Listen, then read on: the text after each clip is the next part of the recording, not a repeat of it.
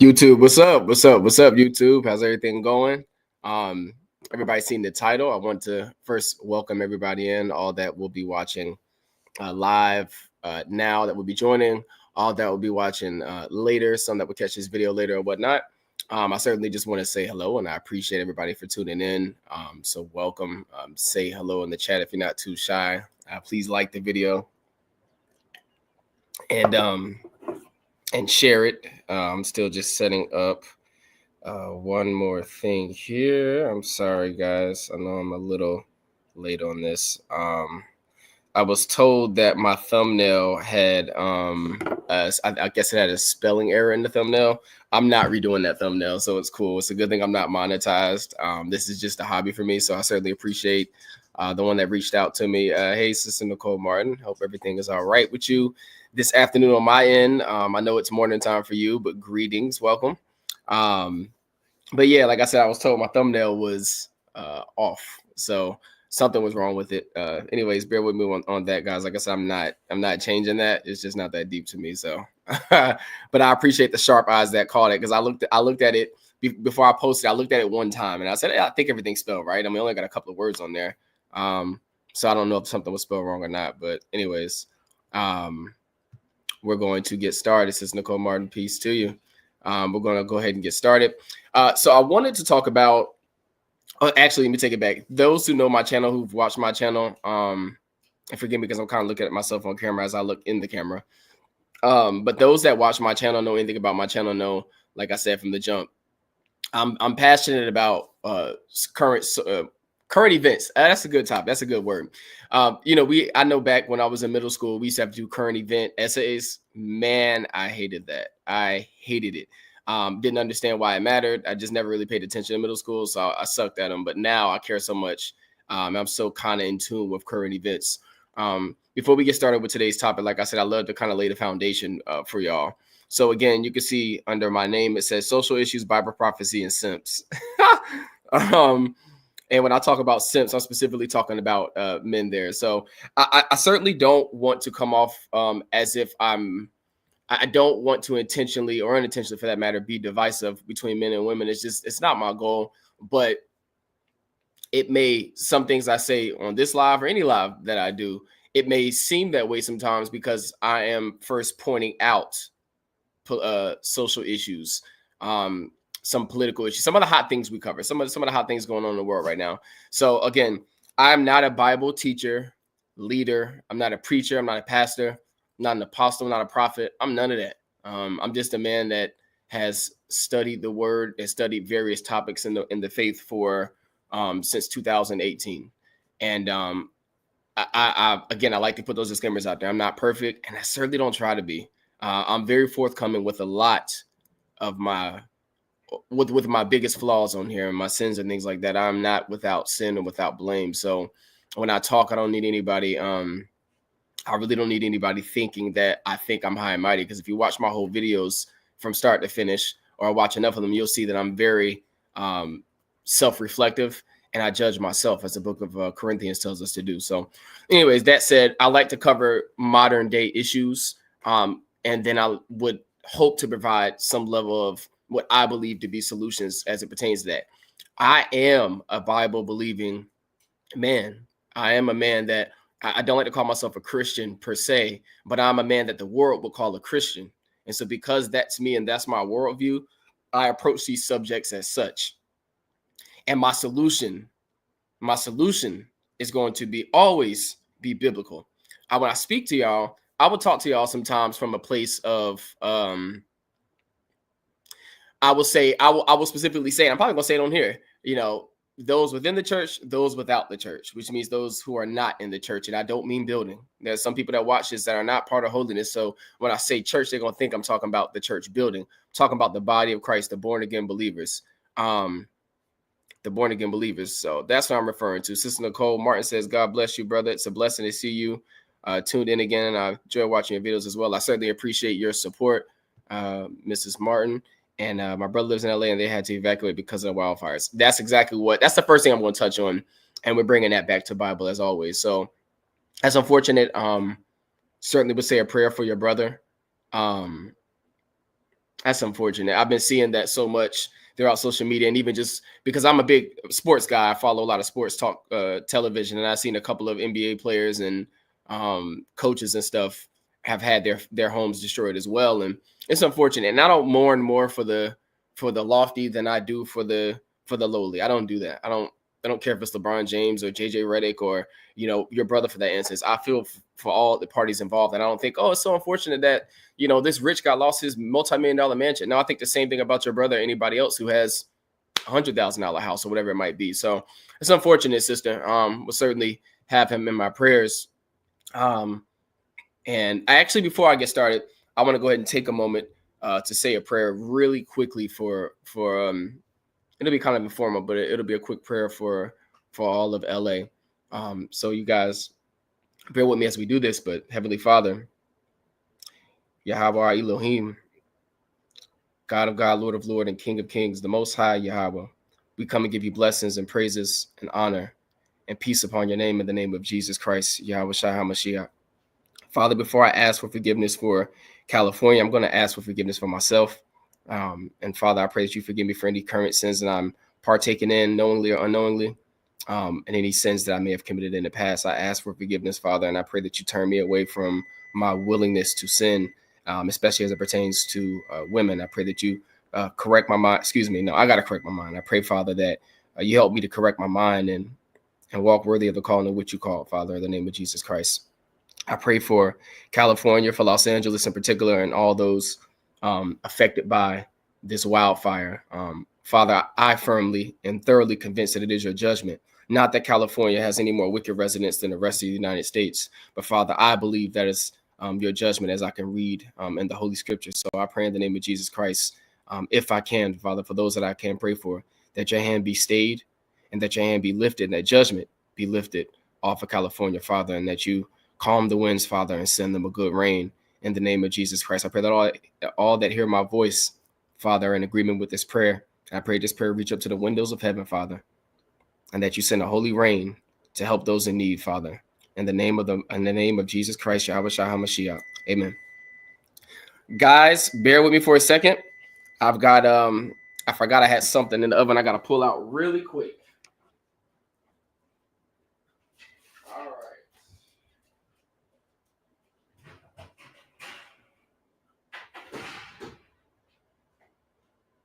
I had put some chicken. I had some chicken in the oven. So we're gonna have some baked chicken tonight. Gosh, it smells so good. So anyways, before I wanted to get that prayer out. It was very important for me to get that prayer out for all those in need. I know, well, I'm not gonna get into that part of it, but yeah, I want to get the prayer out for all those in need, all those affected, both directly and indirectly. So amen to that. Now we're going to kind of get into it a little bit. Like I said, for all my viewers, those who are viewing now and those who will view later, I approach this from a biblical perspective.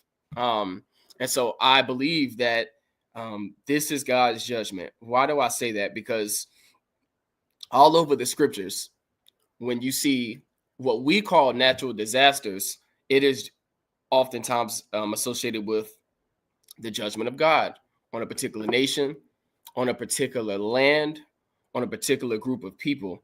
The first place outside of Adam and Eve, the garden, and it's so funny we're talking about that because I saw something on Facebook today on a group that I follow on there. It's somewhat of a toxic group, to be honest with you, but I look at it for laughs sometimes. But on a group I follow on Facebook, there was this toxic woman on the group, and yes, it just happened to be a female. It was a toxic female in the group that was trying to never mind.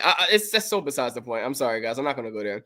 Outside of the Garden of Eden, I'm going to go to Genesis chapter 6 because that's one of the first major places that we see God's judgment as it pertains to natural disasters. And we look at California. Some say it was arson. Some say it was a combination of the wind blowing and desert-like circumstances in that area because of lack of rain. Nobody knows for sure where it came from and why there's so many that keep on popping up. I mean, at this point, we'd have to believe there's some arsons involved. Yes. But just because someone goes and lights a fire does not mean that's not God's judgment. If you know your Bible and you know the book of Exodus, you'll see how many times did God harden Pharaoh's heart. It said God hardened Pharaoh's heart and Pharaoh did X, Y, and Z.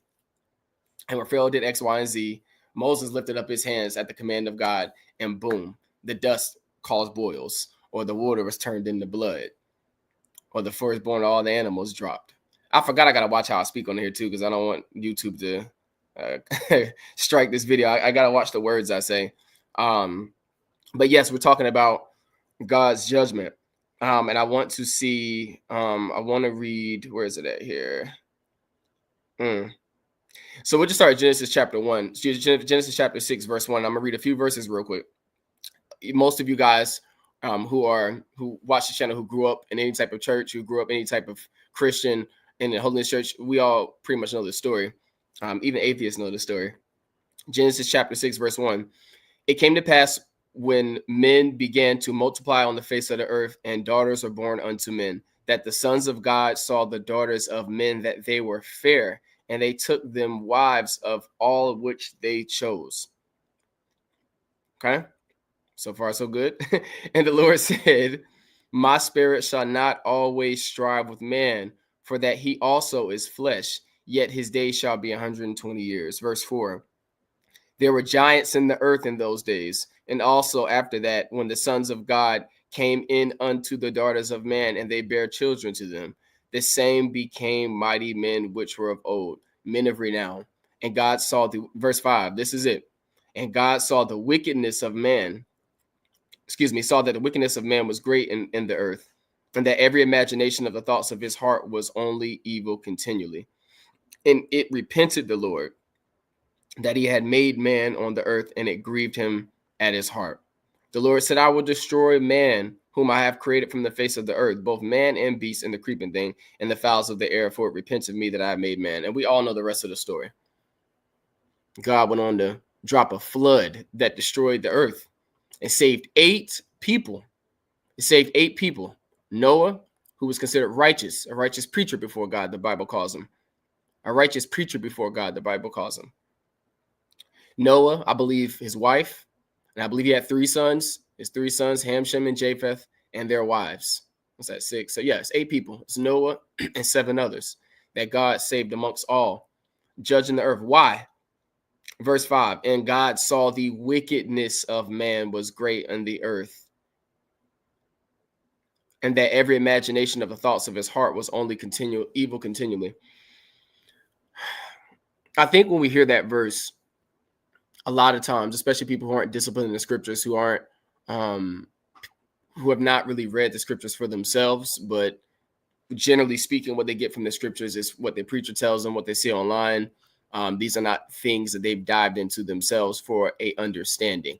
I read Genesis 3 or 4 times already.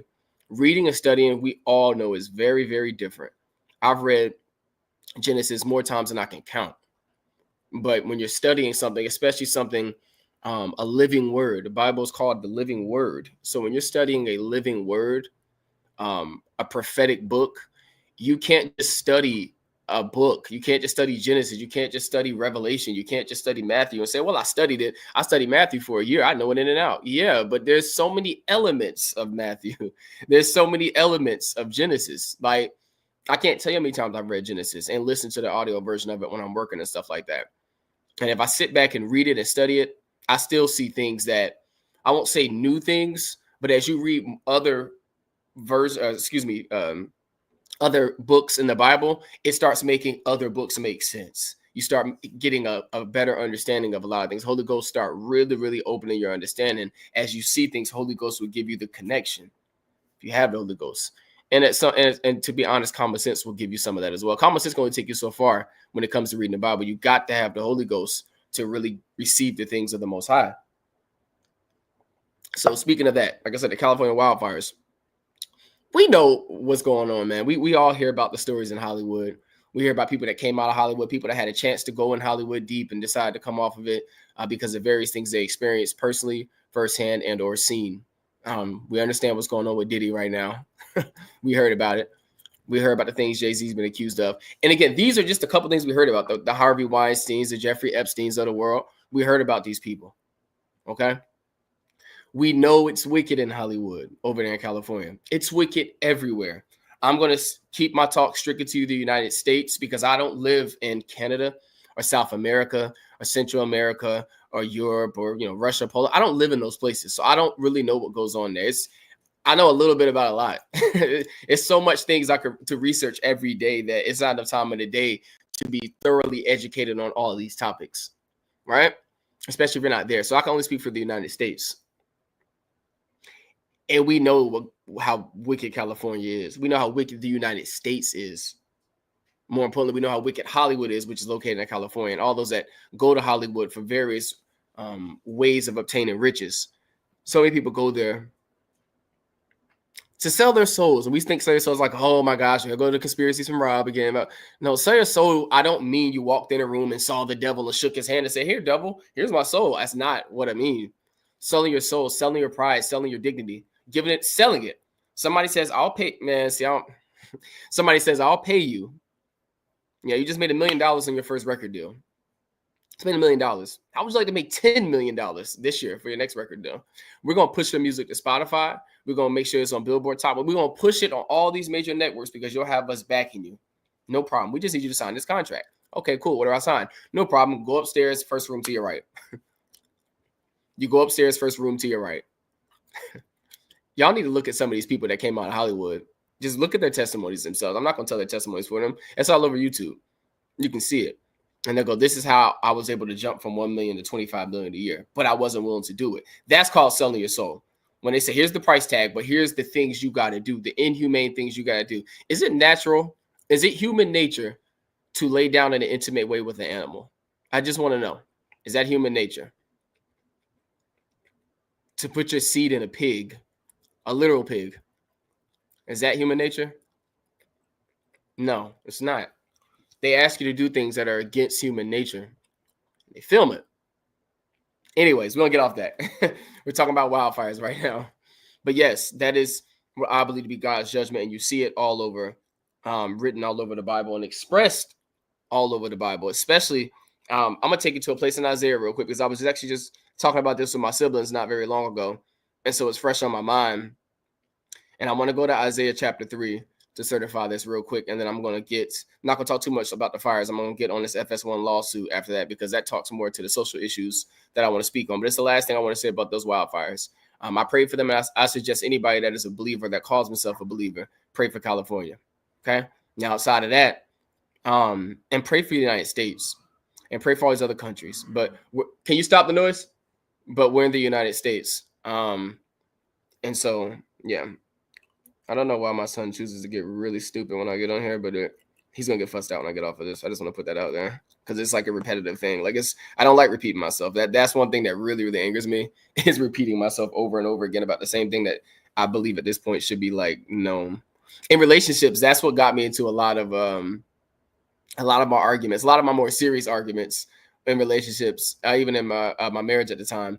Well, I didn't argue much in my marriage. I actually had a pretty chill marriage for the year and some change that I was married. It was really, really chill. It was actually really awesome. But there are other things to that. But all in all, on the surface level, it was pretty awesome. But the repeating of things is one thing to say a thing one time or twice, or maybe even 3 times. But when this becomes the norm and you're repeating yourself to your spouse over and over again, or your child over and over again about the same exact thing, and that child you're talking to is 13 or 16, or maybe it's your adult kid that lives with you and they're 18 or 19. So they got enough common sense to grasp what you're telling them.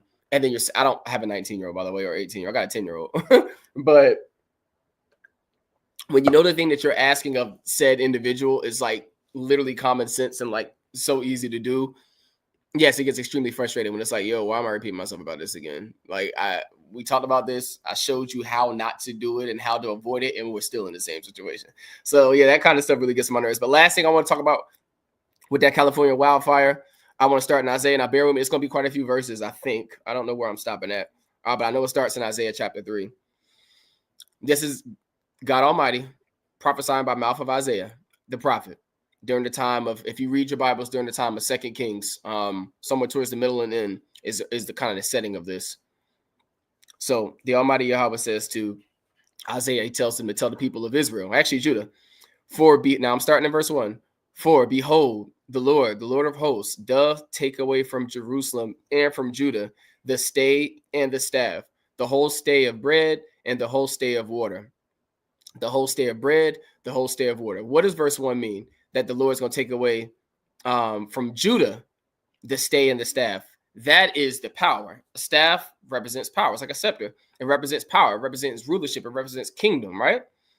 It says the stay of bread and the stay of water. Well, that is obvious. It's bread and water. It's going to take away the kingdom, the power from Judah, the current power that reigns over Judah, the king. We're going to take that away, and we're going to take away the food. You won't have food and water at your dispense, right? These are things that somebody that takes over will have to will tell you how much you get to get, but you won't have ready food. The supermarkets that you want to visit will no longer be in your power to determine how often you can visit it and how often you can buy and drink, right? How often you can buy the water and food you need. That's what verse 1 means. Verse 2. Now still context. This is the Lord saying what he's going to take away. So in other words, I'll take away verse 2. The mighty man and the man of war, the judge and the prophet and the prudent and the ancient. If we're talking about America, right, I just want to put this into modern day context. If we're talking about America, this is God telling Isaiah, the prophet, to tell the land, I will take away your president, which we know is about to be Trump. The mighty man of war, that's the commander in chief. Well, that's also Trump here, but it's a lot of places you have a separate commander in chief. Joab was the commander in chief of the army during David's time. So I will take away the mighty man of war. The mighty man of war, the judge. Like, think about the judges in America, the Supreme Court. I'm going to dismantle. This is God talking. I'm just relating to today's times. And the prophet and the prudent. So all your spiritual leaders. Who's the spiritual leaders right now in America? I don't know. I guess they think T.D. Jakes is. Let's use T.D. Jakes because he represents a good portion of what's wrong with America. I'm going to use him as a spiritual leader of America, how America sees it. We'll take away the spiritual leaders. Whoever the prominent imam is in America, the prominent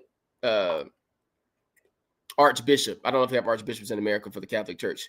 All these names, God is saying, I'm going to take them away. He's talking to Judah at the time. So I'm trying to relate it to our times. Verse 3, I will take away the captain of 50 and the honorable men, talking about the army, and the honorable men, chiefs, sergeants, commanders, all that stuff. The counselor and the cunning artificer and the eloquent orator. What is an artificer? I'm trying to see if I can get that term defined. A skilled craftsman or inventor, right? So that's like the Elon Musk of the world. This is God telling Judah, land of Israel, I'm going to take all this out of your land. Anybody that matters for anything, I'm taking them away. Verse 4, this is very key. I will give children to be their oppressors, and babes shall rule over them. Man. So once I take away the mighty men, the physically looking strong men, the judges, I'm going to knock down your Supreme Court, your Congress. I'm knocking all the power that be out. And I'm going to put in place children to be their princes, and babes shall rule over them, shall rule over our current leadership, the current regime. Children and princes and babes. Now, this is important, especially to the Christian. Why? Because we got some Christians that believe that their child can pick their own gender.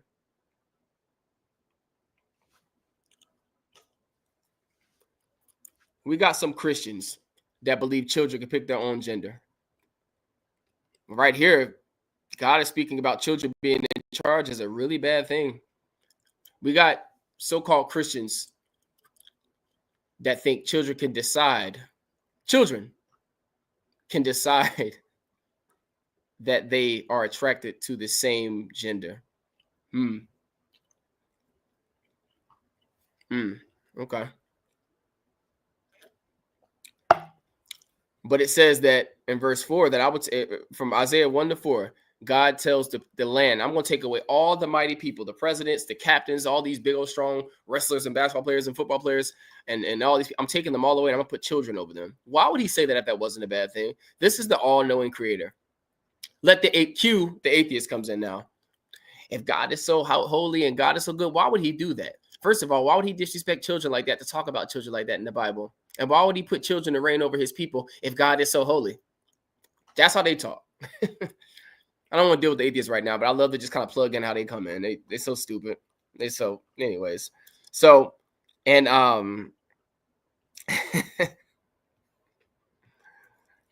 that's the devil, brother. This world is going to hell in a handbasket. Girl, say that again, because that's the truth.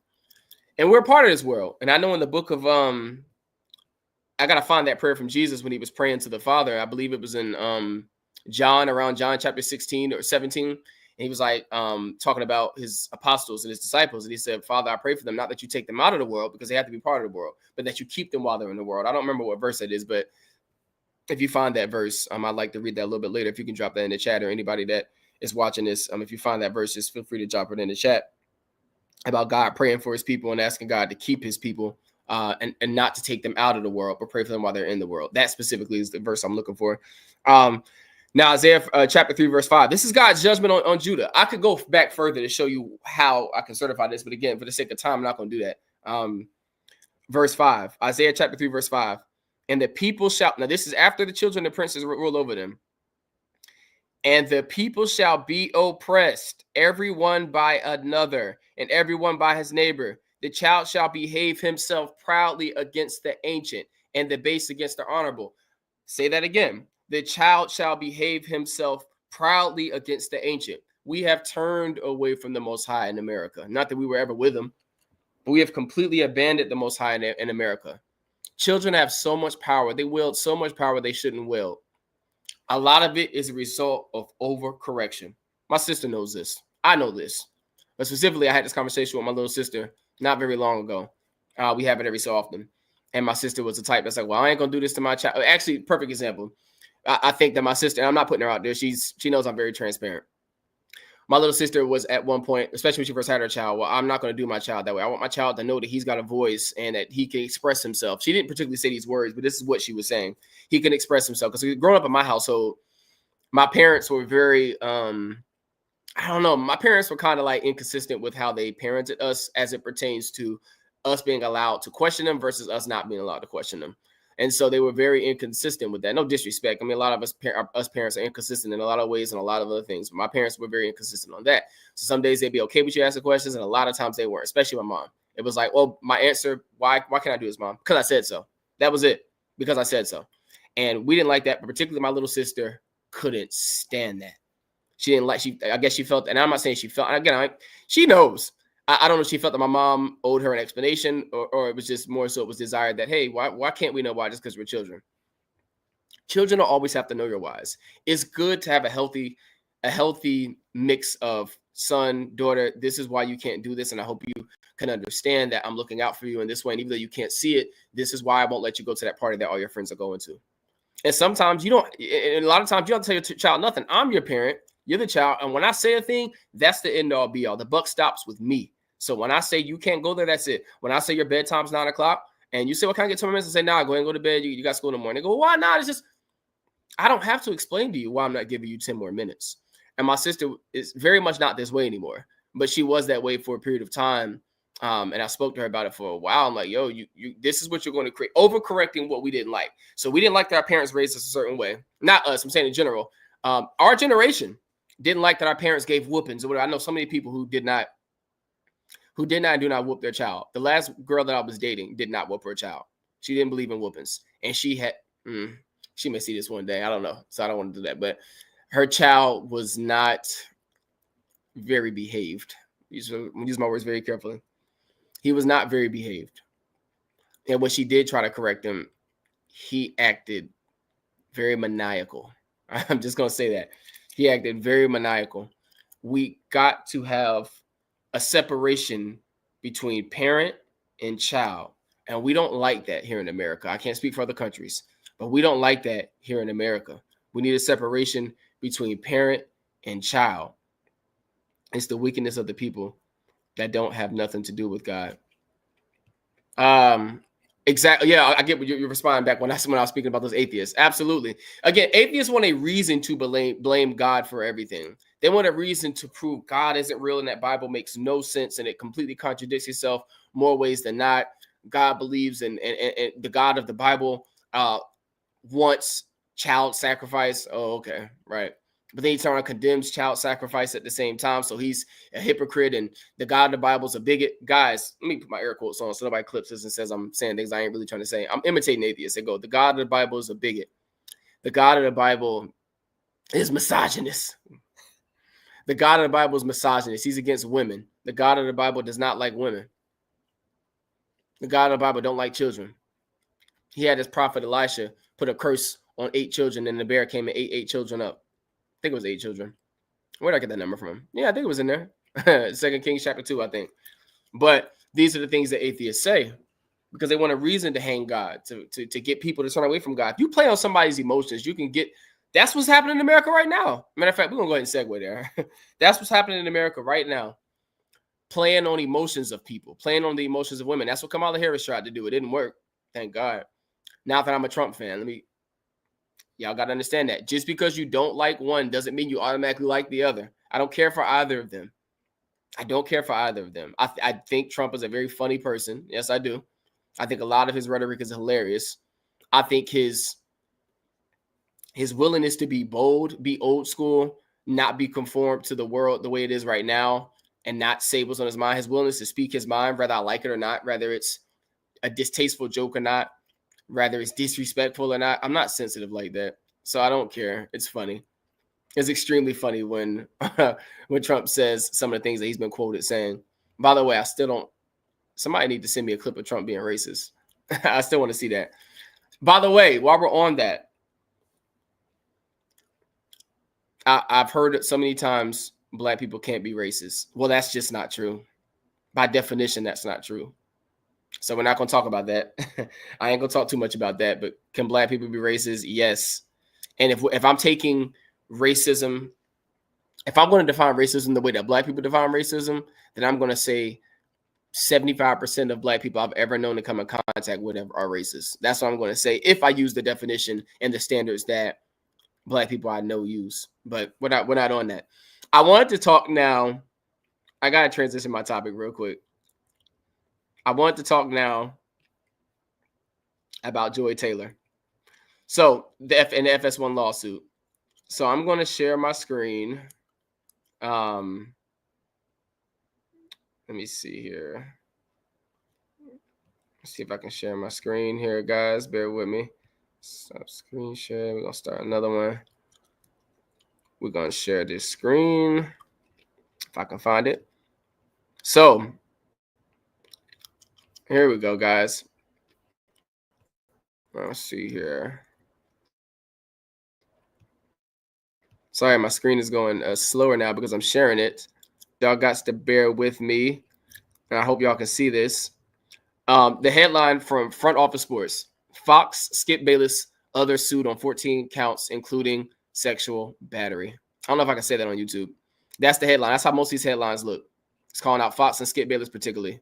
Yet everybody on the internet is crying about the unfair treatment of Joy Taylor. I guess because they think she's a woman. She's not. She's called out in this lawsuit, by the way. A lady named Joy Taylor is called out in this lawsuit. But I think that a lot of people see this lawsuit only want Skip Bayless to be named in the lawsuit, and they want to protect Joy Taylor because she is a woman. She's mixed, but she's a woman of color. And so I think they are, a lot of these outlets are trying to protect her because the people that are speaking up and that are talking about this 42-page lawsuit and that are speaking about Joy Taylor in the lawsuit, they're getting a lot of negative backlash right now. So I wanted to go into this lawsuit real quick and give my opinion on that, give my take on that. Sorry, guys. I'm still very new to this. Here we go. I'm not going to read the whole article. I want to actually find because it's a 42-page lawsuit. I actually read most of the pages of the lawsuit, to be honest with you. I read most of the page. Didn't read them all, but I read over half the lawsuit. And I got sleepy. I fell asleep. A former Fox Sports hairstylist. This is a woman, guys, that made this lawsuit, not a man. A former Fox Sports hairstylist alleges in a lawsuit that a network executive used his position to I don't know if I can say this word on YouTube, to SH women, as well as that Skip Bayless touched her inappropriately and propositioned her for SE, you know the rest. Nasheen Faraji, who says she worked at Fox Sports from 2012 through last August, that would be August of 2024, made a series of allegations for a 42-page lawsuit obtained by Fox Sports, yada, yada, yada. In the suit filed Friday in Los Angeles, Faraji alleges that Dixon, the head of content for FS1, grabbed her buttocks at a birthday party in West Hollywood. She then relayed the encounter to Joy Taylor. Joy Taylor is a host, or that actually says right here, the Fox host, When she relayed the encounter to Taylor, the Fox host allegedly told her to get over it, according to the suit. Why is this important? Because a lot of people will see this and go, she told her to get over it. No big deal. Listen, if any, I don't know, because I know that a large majority of my audience are women, and I got some men that watch this, but I don't know how many of y'all watch sports. I watch sports television. I followed sports television just probably 2020. I wasn't big on it before then. I looked at it, I was aware of it, but I didn't follow it. I follow sports television now, sports talk shows is what I mean. And Joy Taylor, very, very beautiful woman. I'll show her in a minute on video. I think she's extremely attractive. She's probably one of the first women in sports television. I was like, oh my goodness, she's fine. But I noticed very quickly that she speaks from a very feminist perspective. She's quick to play victim when it comes to things like Deshaun Watson's. I don't know if anybody's aware of Deshaun Watson. I'm not going to explain all that, but Deshaun Watson's lawsuit, Ime Udoka's scandal. What was it? What's his name? Cam Newton. When Cam Newton addressed a reporter, and they made such a big deal of Cam Newton telling a female reporter, "Wow, hey, come take your laptop off the charger." They made a really big deal when Cam Newton, a female reporter, asked Cam Newton a question a long time ago, and she was very, very X's and O's when it came to football. She asked him a question that seemed like she was very educated on football, and Cam Newton genuinely taken aback and was like, "Wow, I'm shocked the female know how to talk. Can ask me a question this detailed about football." And the sports world lost their mind. I would play that right now, but that's not the topic of this. But Cam Newton literally said something of the effect of, "I'm shocked the female know how to talk the way you talk when it comes to sports." And then he went on to answer a question or change the subject, whatever he did. They enjoyed Taylor, another one, ate his tail for that. And she just blew the whole woman trumpet and, woman this and woman that, and women are just as great, and women are just as capable, and women are just as strong, and women, and shame on you for even questioning the woman's credentials. You can if you question a man's credentials, would that be a problem? Like, it doesn't. If we're talking about America now, here, follow me, people. Now I'm transitioning my talk to kind of how the world is right now. So I'm not just strictly talking from a Christian perspective or from a Christ believer perspective. I'm talking from how the world sees things. So when I say things right now, that may seem a little, I'm not going to say things I'm not going to say everything as I view them and as I believe them. I'm going to say it as the world believes and projects, because I want to judge the world by their standards, by their own standards. So by the world standards, men and women are equal in literally everything. Strength, everything, you name it, we're equal. There is no separation. The only separation is what's in between the legs, and they don't even believe that's a separation anymore. The only separation between a man and a woman is what's in the mind. Okay. When men question men, they're not called misogynist or whatever it might be. Misogynist, whatever the word you want to put there. It's just cool. It's business as usual. When a man asks a woman the same question, in the sports world particularly, he's misogynist. Okay, well, that's a lie. This is not it. This is hypocrisy. That's what I want to call out. That's what I'm going to call out, is the hypocrisy and that kind of stuff. So that's the reason why people online are really coming at Joy Taylor right now, because Joy Taylor is somebody that has blown this feminist trumpet forever. And now she has a friend that worked with her that said, "Hey, I got inappropriately touched and someone offered me money to lay down with them. And, this executive inappropriately touched me. What should I do?" And she says, "Oh, this is what you should do. Get over it." There's so much more to the lawsuit that I don't have on this page. I'm not going to share. I'm going to say it, but I'm not going to be able to screen share it. But I want to see if there's anything else on there. The lawsuit seeks class action status on behalf of Faraji and other non-exempt Fox employees working in California over the past 4 years. Faraji seeks unspecified monetary damages and a jury trial. Let me see if there's any other highlights. Got the Skip Bayless stuff. I'm not really dealing with Skip Bayless right now. Here we go. This is the other thing I wanted to point out. Meanwhile, the suit alleges Taylor began insulting Ms. Faraji on a personal and professional level after their friendship ended. The suit also alleges that Taylor mocked the English pronunciation of Faraji, who is of Persian descent. Let me see, still back on.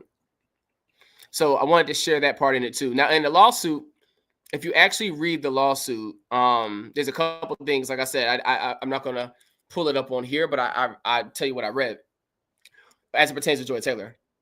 Charlie Dixon. Actually, I gotta stop this because this is slowing me down. I need to stop sharing this real quick. Stop screen share. So Charlie Dixon is a guy named in a lawsuit. Charlie Dixon is an executive over at Fox Sports. So think of him as a boss. He's one of the few bosses, like manager. Charlie Dixon's a manager over there. Skip Bayless is just a regular worker, but he wielded a lot of power because of his star power. Let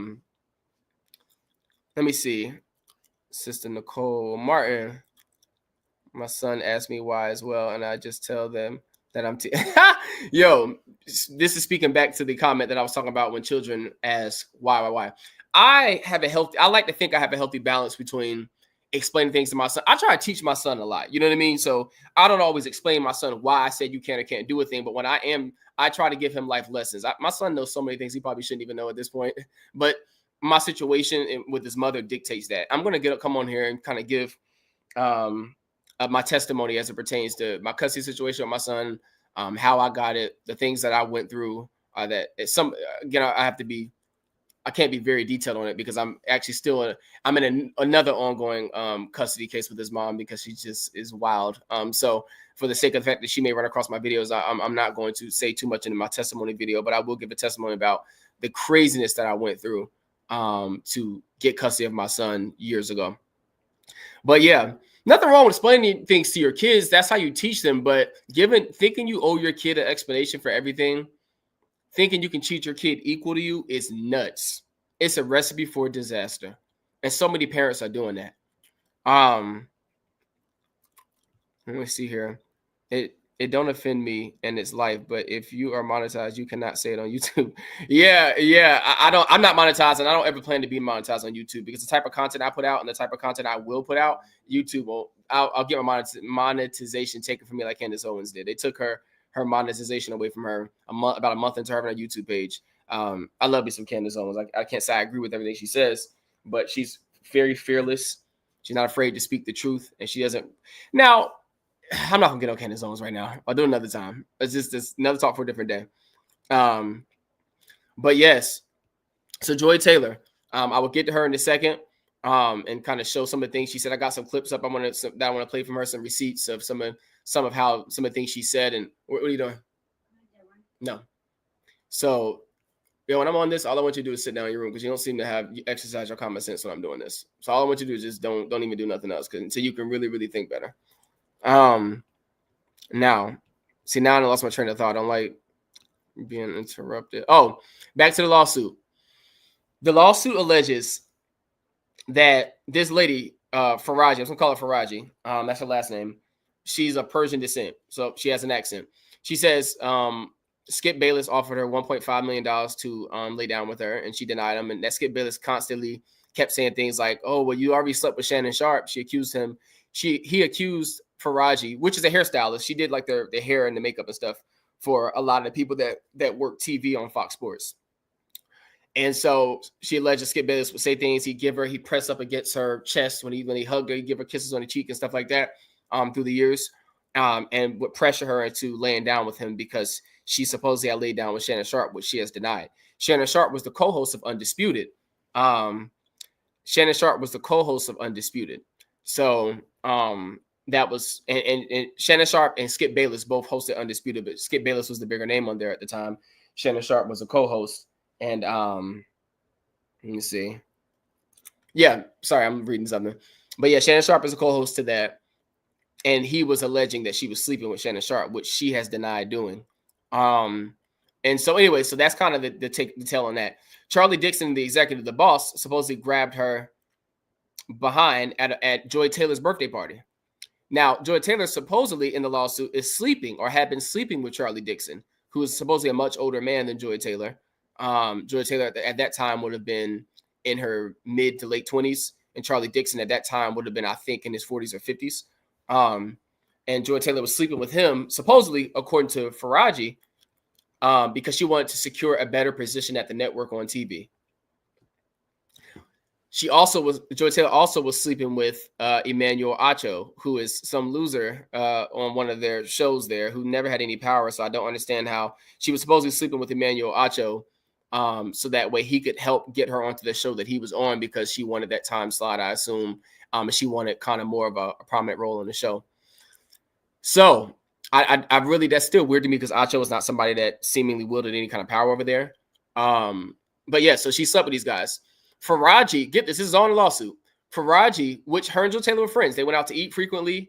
Faraji said that when they were out to eat multiple times, that this Charlie Dixon guy would always show up. She said at the time she did not know Charlie Dixon was a boss at Fs1. She happened to run into him on an elevator one day, and then she told Joy Taylor, "Hey, I seen that guy that be at dinner with us all the time." And Joy Taylor at that point shushed her and told her what was really going on. Hey, I'm sleeping with him for X, Y, and Z. Da da da da da.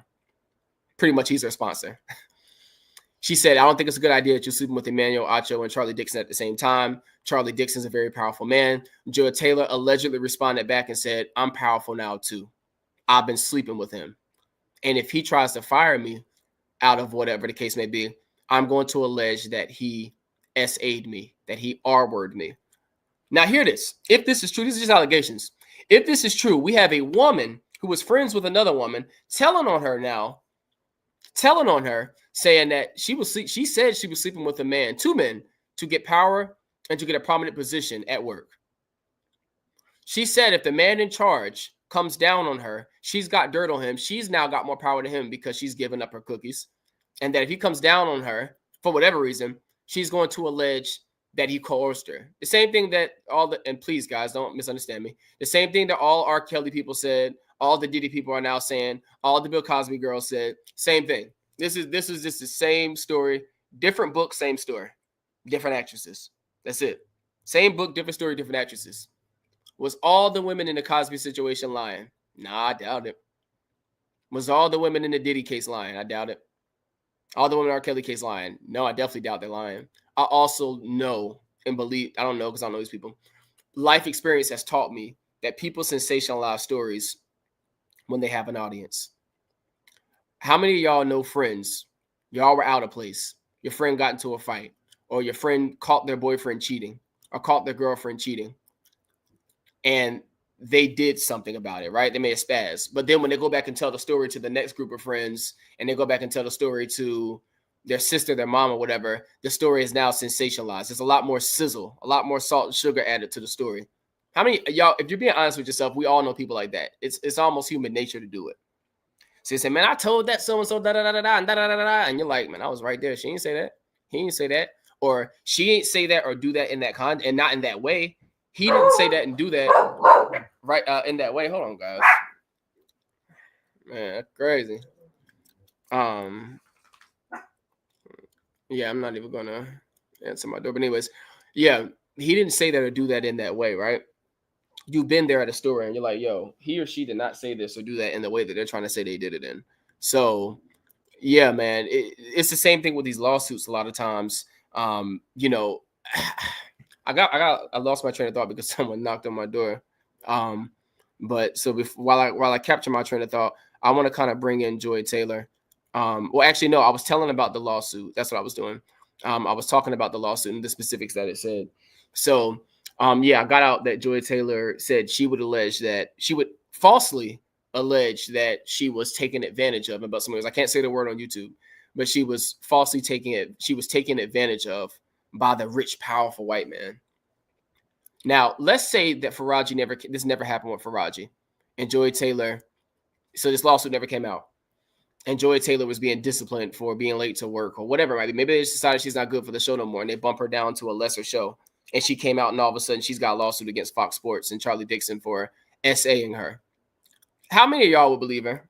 I know y'all probably know who she is, but just knowing how the world reacts, how many of y'all think that y'all gonna believe a beautiful woman, that's saying a rich white older man took advantage of her and used his position of power and money to abuse her?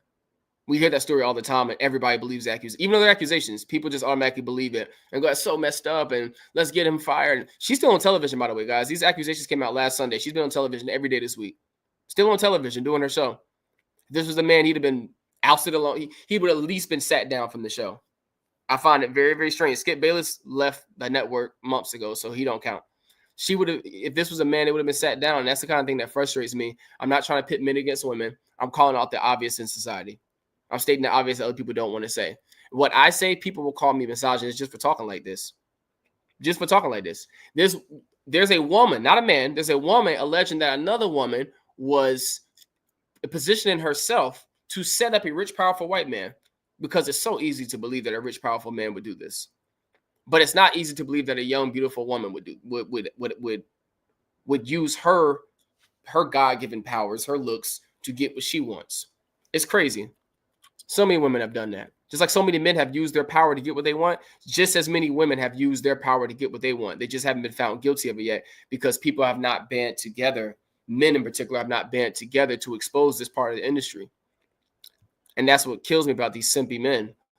Now, why is Joy Taylor getting so much heat? That's one of the things. We'll go right here.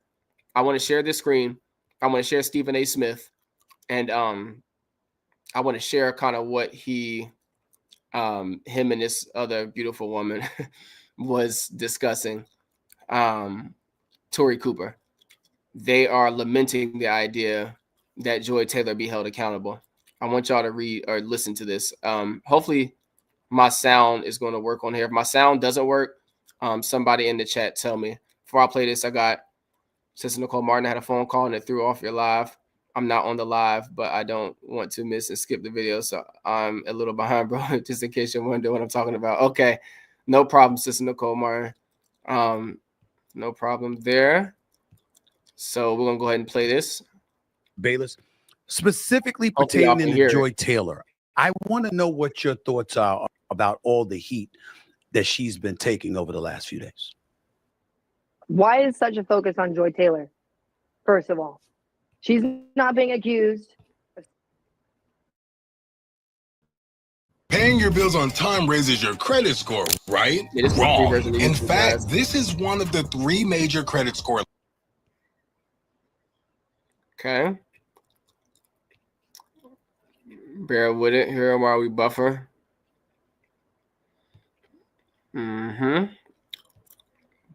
Just buffer. Anyways, so the first thing that she said, sexual battery. Here we go. She's not being. So the first thing she said is, "Why are we focusing on Joy Taylor?" Well, Joy Taylor's the only woman named in this lawsuit, so we don't want to focus on her because she's a woman. That's the vibes I'm picking up right now from this other beautiful woman who actually looks like Joy Taylor, so she can relate. Why are we focusing on Joy Taylor? She hasn't been named for SA. Well, we're focusing on Joy Taylor because in the lawsuit, it's alleged that she said racist comments. We don't like when anybody says racist comments about us. So it's not okay for her to say racist comments towards an Indian woman, or forgive me, towards a Middle Eastern woman, picking on her accent, things like that. That's not cool. That's alleged in the lawsuit that she did it. It's alleged in the lawsuit that she was going to falsely accuse a man of RAPE, that she was falsely going, it's alleged in the lawsuit that she was prepared to falsely accuse a man of SA, of RAPE. That's in the lawsuit. Go read it for yourself. That's why we're focusing on her. But they don't want to talk about that because it's a woman, particularly a black woman. People are scared to talk about black women because they know the kind of reaction that's going to happen. Black women, I will say this about black women. They stick together. A lot of them stick together, right, wrong, or indifferent. I'm not saying all of them. Particularly, I'm talking about the ones outside the church. The ones, and I ain't talking about the ones that say they're Christian. I'm talking about generally the ones outside the church who don't know God. Not the ones that go to church and claim to know God. No, the ones that actually know their Bible and know God. I ain't talking about y'all. I'm talking about the ones who really don't know God, who don't know their Bible, who don't study their Bible, who are not in their Bible. Not the ones that go to Sunday school and teach a Bible class. Man, that's cool, but you don't know God. The women in the world, particularly our color women, y'all so beautiful. Let me put it out. Y'all so beautiful. But they stick together, right, wrong, or indifferent. And that's why there's so much power that they have right now, particularly over men, because they stick together, whereas men do not. Men are always selling each other out, being simpy, wimpy, gimpy dudes just to think they're going to get them some. Dude, all the selling out you're doing, and she's still not going to lay with you. She's still not going to lay with you. Man, I'm all about truth. If we hold men accountable, women need to be held accountable in the same light. If a man was accused of this, he would at least be taken off television right now. Same thing should happen to her. So this woman talking about why are we just focusing on Joy Taylor? What do you mean why? There's an accusation in there that she was going to falsely accuse a man of RAPE. That could cost this man his family, his life, his livelihood. That's not okay. We shouldn't just sneeze at that. We don't sneeze at all these other horrible accusations. When Deshaun Watson had 21 accusations against him about SA and a woman, we didn't sneeze at that. He got put on the commissioner's exempt list. Couldn't play football if he wanted to. Whole world was hanging him before it was even proven. Well, that's 21 women. 21 lying? I don't know. How easy? Man, I'm going to leave that alone. Let's finish playing this video. Accused sexual harassment. She's being accused of engaging in sexual behavior to earn her spot that she has on Fox Sports. Now, the problem I have with this, Stephen, is this continues to be the issue in this industry. is when. See, my problem here with Tori Cooper, she just said that Joy Taylor is being accused of of sleeping her way to the top. Essentially, she's being accused of that, and now she's trying to deflect about how this is said about so many pretty women in the industry. We ain't talking about all those other women. We have a woman. This ain't no man. We have a woman that was a friend of Joy Taylor's at a point in time, alleging this, saying Joy Taylor told it to her. So now we're calling that woman a liar. If this woman makes an accusation about a man, we are told if she said it's her experience, we can't call her a liar.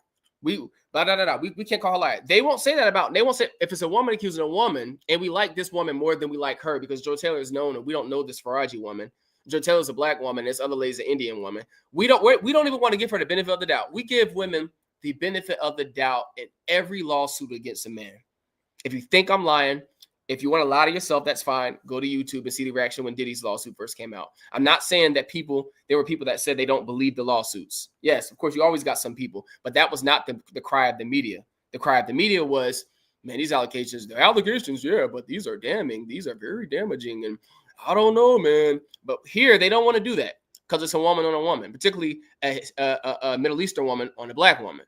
And so they want to protect her instead of address the fact that she's accused of sleeping her way to the top, instead of address the fact that she was supposedly willing to accuse a man of RAPE just because it was easy to do and knowing that most people would believe it because most people are sheep without a shepherd. When a man gets there, in any industry really, when a man gets there, he earned it. When a woman gets there, she slept her way to the top somehow. Absolutely. If that's the truth, that's the truth. Men can't sleep their way to the top. Why? Feminists will acknowledge this. This feminist right here. You'll acknowledge this. Men tend to be in charge of most organizations. So in general, men probably are not going to sleep their way to the top. There's not a woman to sleep with up there. It's a man. And a lot of these men are straight. Then again, let me take that back. I'm going to talk about somebody like Diddy. Diddy was a man at the top of his organization. Hence all the lawsuits against him from women and men saying Diddy forced them to do A, B, and C. So, yeah, there are a lot of men at the top of organizations that require other people, that require all people under them to sleep their way to the top, both men and women. Men do it. Women do it. Women use it against men when they're ready to cash out. Men are too embarrassed to say, hey, I laid down with another man to get where I'm at. So they won't use it to cash out. That's what I'll say the difference is. Men sleep their way to the top too. We're learning that about Hollywood. Men sleep their way to the top too. They just don't come out and say it because they're too embarrassed. That's the difference. So this woman saying, well, when men do it, they earned it. Well, Shannon Sharpe's a Hall of Famer. He played football. He's a football Hall of Famer, 3-time Super Bowl champion. Skip Bayless started as a beat writer. I don't remember where at, but I know he worked for I think he worked for the New York Times for a period of time. Skip Bayless worked at all the major newspaper networks. Was a columnist for these people, journalists, did radio. So I'm just using them as an example. Skip Bayless and Shannon Sharpe earned their way to the top. You could literally see their track work. Joy Taylor, for what I understand, was a bartender. Her brother, his name is Jason Taylor. He's a Hall of Famer, an NFL Hall of Famer. He helped her get her foot in the door. Did she earn that? No. Am I mad at her for it? No. If I had pulled out a place and I could get my sister or my brother in, actually I have before, I'd do it. So I don't blame her and hold her for getting her foot in the door by her Hall of Fame brother. No. But that wasn't good enough. According to this woman, she slept her way to the top. We'll see if it's true or not, but that's the accusations. So getting mad that people are actually calling out the accusations and people are appalled by the accusations is wild to me. That's wild work, especially when you guys kind of see how Joy Taylor carried herself. And before I keep playing this video, actually, I'm going to keep playing this video, and then we'll go to Joy Taylor. And so that's issue number one. Issue number two is that we're just going to completely negate her experience and the fact that she is more than qualified to be in this role. And if you just read this lawsuit at face value, and this is my problem with these lawsuits, is people just take it as fact. These are allegations at the end of the day. And when you look at this lawsuit, I said the same thing about Deshaun Watson. That's my problem with these lawsuits. People take it as fact. Now that it's a black woman being accused of something horrible, now the woman wants to come in and be like, yeah, people shouldn't take these as facts. But when it's a man, we had no problem taking these lawsuits as facts. I'm not trying to pit men against women. I got to repeat myself with that. I'm not trying to pit men against women. Men are already against women in America, and women are already against men in America. So I don't have to try to flame the fire on that. The fire is burning as hot as it's ever burned. I ain't flaming no fire by saying this at all. But I am pointing out the blatant hypocrisy in the media. You'll see Stephen A. I'm going to get on him too. He's a dude. He's doing the same thing. Cucking it up. I don't know if I can say that word. He's cucking it up. And Stephen A., this woman's married. She's not gonna lay with you. And you comb through it at face value, they paint her as a bartender who had little experience. She was a bartender who was had experience in radio and was not qualified for Fox Sports, and she was working as a fill-in anchor and a bartender at the same time. I worked 2 jobs to get into this industry. I worked behind the scenes first. Joy Taylor was working as a bartender and a fill-in host on Fox Sports 1 when they first started. Yes, that is true. Then she got the role on Undisputed as a regular host. That is very true. That's nobody's saying. The lawsuit doesn't paint Joy Taylor as somebody who didn't have the credentials. The lawsuit paints Joy Taylor as somebody that had a position, used what she wanted to get a position, then wanted a higher position, and then used what she wanted to get another guy to get what she thought to be a better position on another show. That's what the lawsuit says. It doesn't mention her credentials. You can be qualified to do something and say, I don't like the fact that I got to wait 2 years to wait my turn, even though I'm qualified. But if I go sleep with this person or I go do this underhanded thing, I could have this position in 6 months. It doesn't mean you're not qualified. It means you didn't want to wait for your qualifications to kick in. So this woman is being disingenuous. She's not telling the truth. Let me not say woman, because I don't people think I'm against women. This person is being extremely disingenuous right now.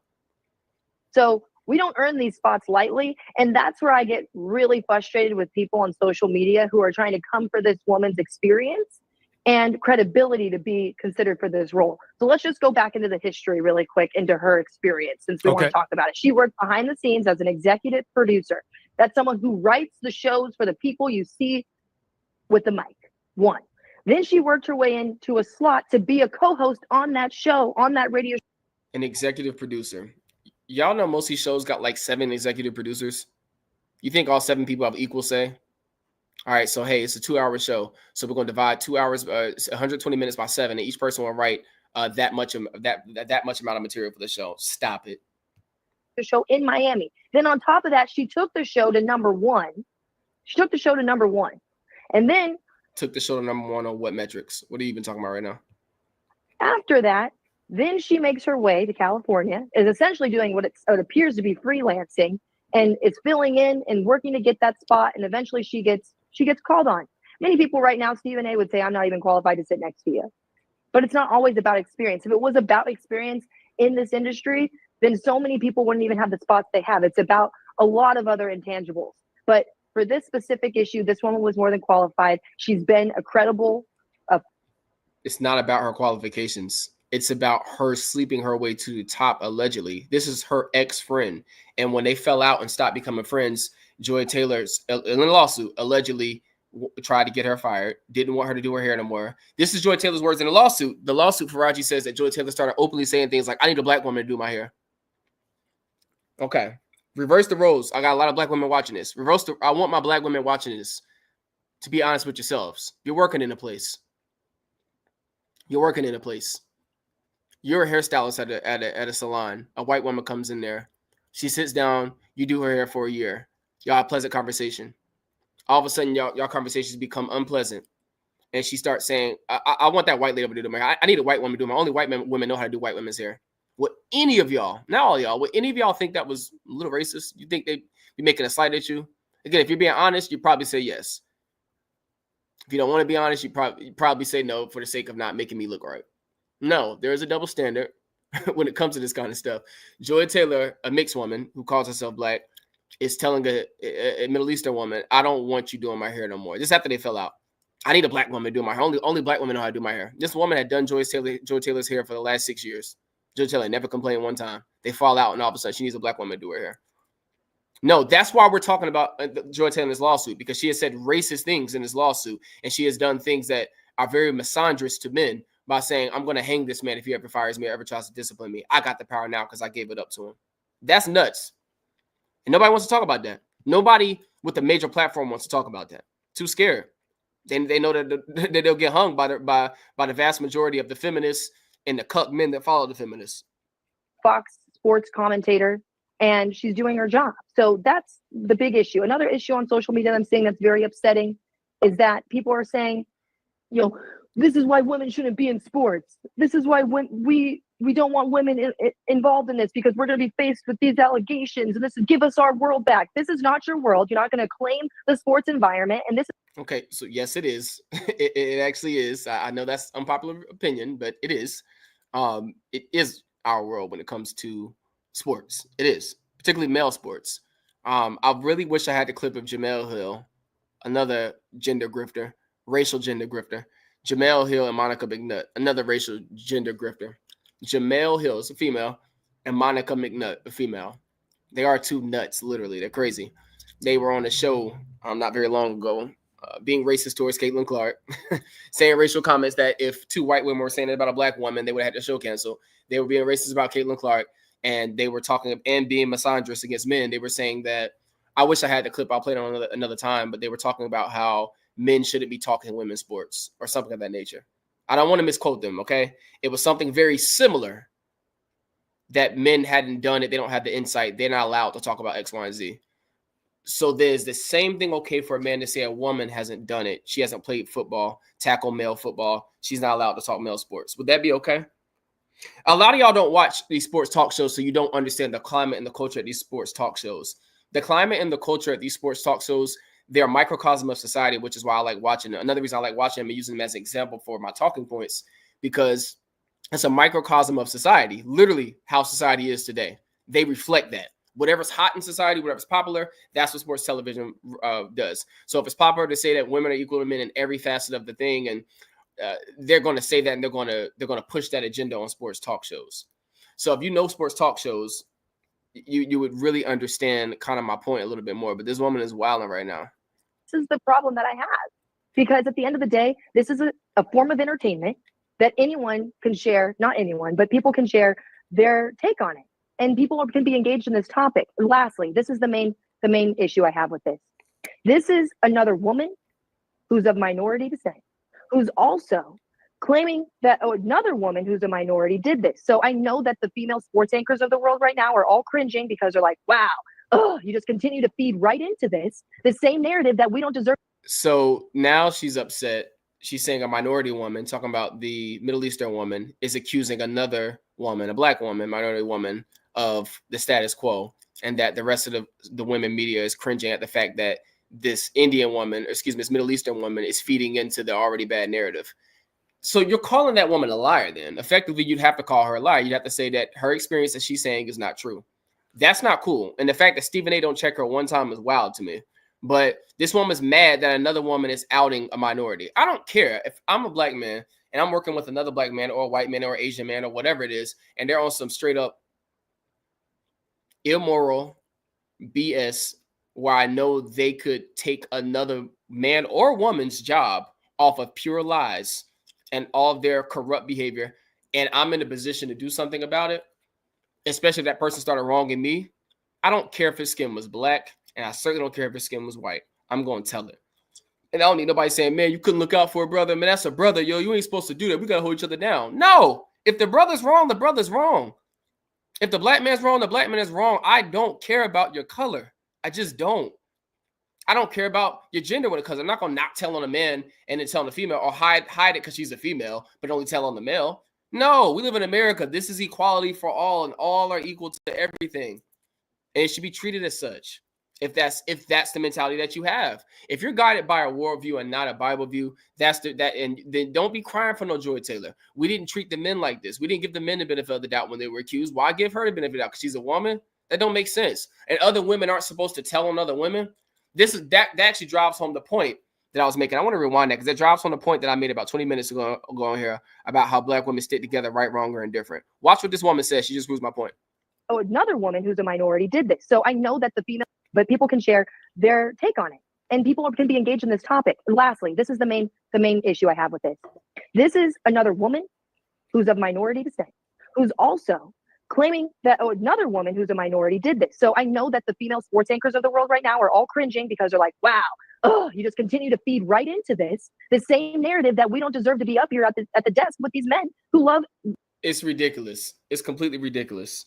So anybody telling me that I'm the issue and that I'm causing division, save it. I'm literally just reacting to what this woman's doing. That's it. And what many of them do on their podcasts and on TV. This is what they do. Who's speaking up for the men? Me. That's what I'm doing. I'm not against women, but I am going to speak up for men because nobody else will do it. Stephen A. Smith obviously ain't got the balls to do it. Nobody with a major platform has the balls to do it. And so many of these guys have had their minds changed. They're so cucky now that they actually see things the way that she sees it, rather than see things straight up down the middle. It's like, wait a minute. We didn't give Deshaun Watson this benefit of the doubt. Nobody really came to his defense. And when they did, they got silenced and it was forced to come back on network television and apologize. Stephen A. Smith came to the defense of Ime Udoka, which I know y'all probably don't know him, but the whole scandal he was caught in with the Boston Celtics. Stephen A. Smith actually somewhat came to his defense. There was a firestorm against him by all the women when he did. And what did he do? He came back on television the next day and apologized. Yes, he did. That's my point.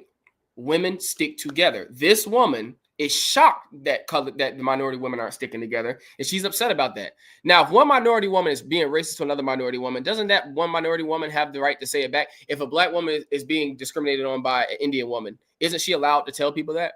Would that be a problem? No. So it should be good the other way around too. If you're picking on my accent because, let's say I'm black and it's a white man picking on my accent, everybody around watching that would not be cool with that. I wouldn't be okay. I'm actually not that sensitive, but for the sake of this conversation, I wouldn't be okay with that. But I'm not that sensitive. I'll probably laugh and I'll probably pick on this country accent or whatever it was. I'm just not that sensitive. If you say something racist to me or you act racist to me, that's one thing. Picking on my accent alone is not racist to me. But to society, especially to sports television, that would have been racist. If a black woman had this lawsuit right now and alleged all these same exact things and the characters were all white, and the person, the show host was white and not a black woman, and the victim was a black woman, this woman right here, her energy would be way different. All y'all watching know it. Her energy would be way different. Live, breathe, and sleep this topic. So now it's always about us sleeping with people to get to the spot we're in. And then now another woman's going to feed right into that with these allegations. So another woman feeds right into it with these allegations. Another woman is telling her what she's saying is her experience. And she's not allowed to tell it because Joy Taylor is black, because Joy Taylor's a minority. She's not allowed to tell her negative experience with Joy Taylor. No problem with her accusing Skip Bayless because he's a white man. No problem with Faraji accusing Charlie Dixon and her experience with him because he's a white man. But Joy Taylor being a black woman, there is a problem with accusing her and her experience with her. That is crazy. That's the height of hypocrisy. This is a representation of literally America right now. It's nuts. And watch Stephen A. This man, he's against women in this industry to have allegations like this circulating around. But this also, she could file her own lawsuit. She could. There's nothing has been proven. So that's where I'll leave it. And here's the thing: people need to understand that's one of the reasons that you might not be hearing anything from her, nor Skip Bayless or anybody else, because they can turn around and sue, and they got their. I mean, think about the allegations that have been thrown out against them. Think about the need that they may feel to retaliate, and as a result of that, I think that is even further requirement for people to be careful. But let me tell you why I wanted you on here, Tori, because I have to admit, I'm pretty pissed off. Now, there's a few people's names I'm not going to mention because, damn it, they ain't worth it, okay? And I get that. But there's a few men out there that are acting like, this is the perfect excuse to justify why we make the argument that women don't belong in the industry, which is an incredibly egregious thing to say, okay? They'll look at any woman sitting in a host chair or any woman that's a reporter out there or any woman that has to walk into the locker room, and all of a sudden their credibility is being questioned. My thing, what I'm more appalled at by rather even that is the women all over social media that are allowing it to happen. And that's why I wanted you. See, Stephen A. Smith know the drill. He know that. He know that people stick. He know they stick together too. He's like, the women over social media are allowing it to happen.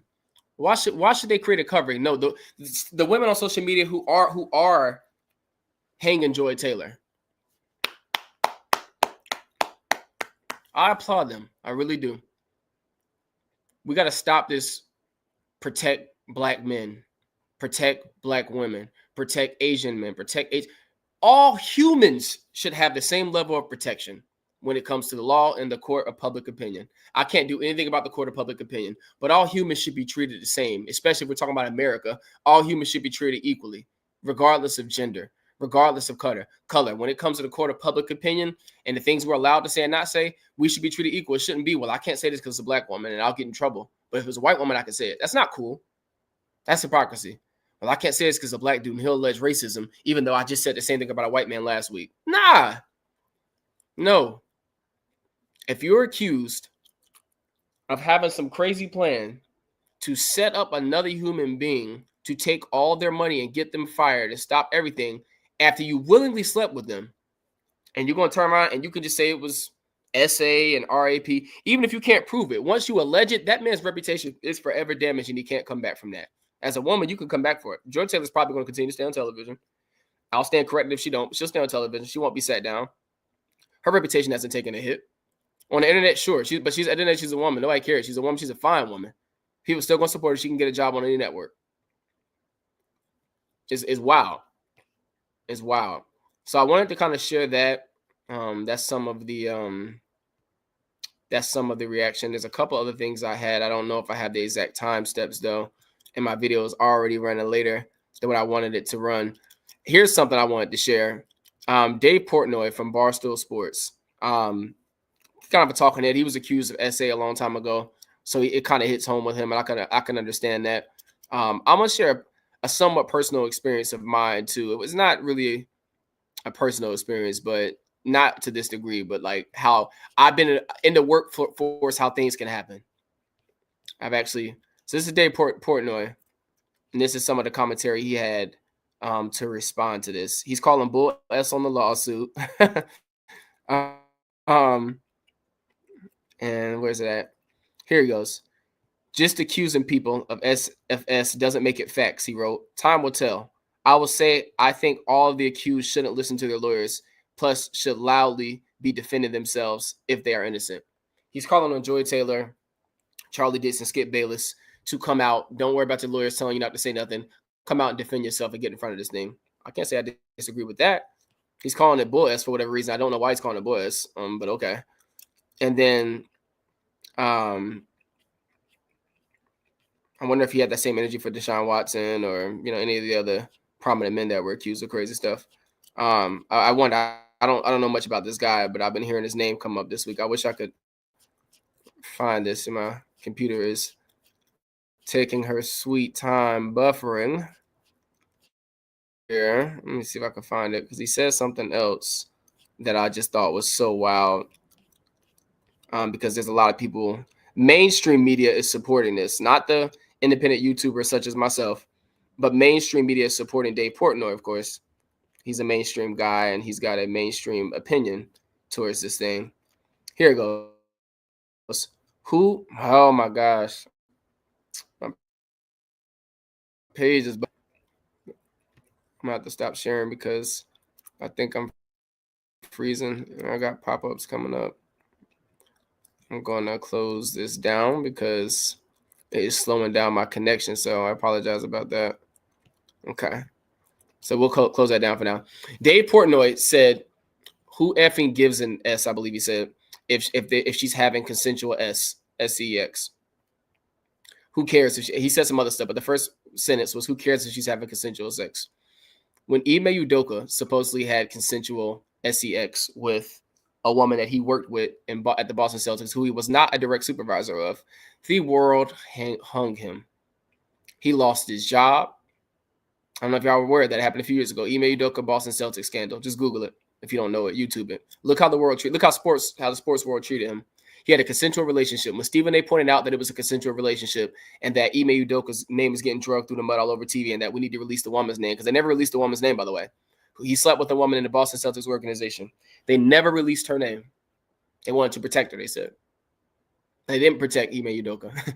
They leaked the whole situation. He got fired. She got to keep her job. They had a consensual relationship. He got fired. She got to keep her job. We got people like Dave Portnoy and all these other talking heads, prominent talking heads, supporting his thing of saying, well, they had consensual sex. Who cares? When a man has consensual sex with a woman and it comes out that he done a thing, it's a big scandal. He loses his job. Woman does it. No big deal. Turn a blind eye. I'm just pointing out the hypocrisy in society from both men and women because these men aren't exempt from this. Men are so cucky. It's simp. On my thing down there, I had simpy, wimpy, gimpy. SWG. That's what I call them. Simpy, wimpy, gimpy dudes. No backbones, spineless. They lack a sack. They just lack it. They don't have it, yo. And it frustrates me because if men stuck together, we wouldn't be so weak in society. People would not be able to accuse us just because, not me because I'm not rich, but just because I'm rich or I'm a white man and I'm in a position of power.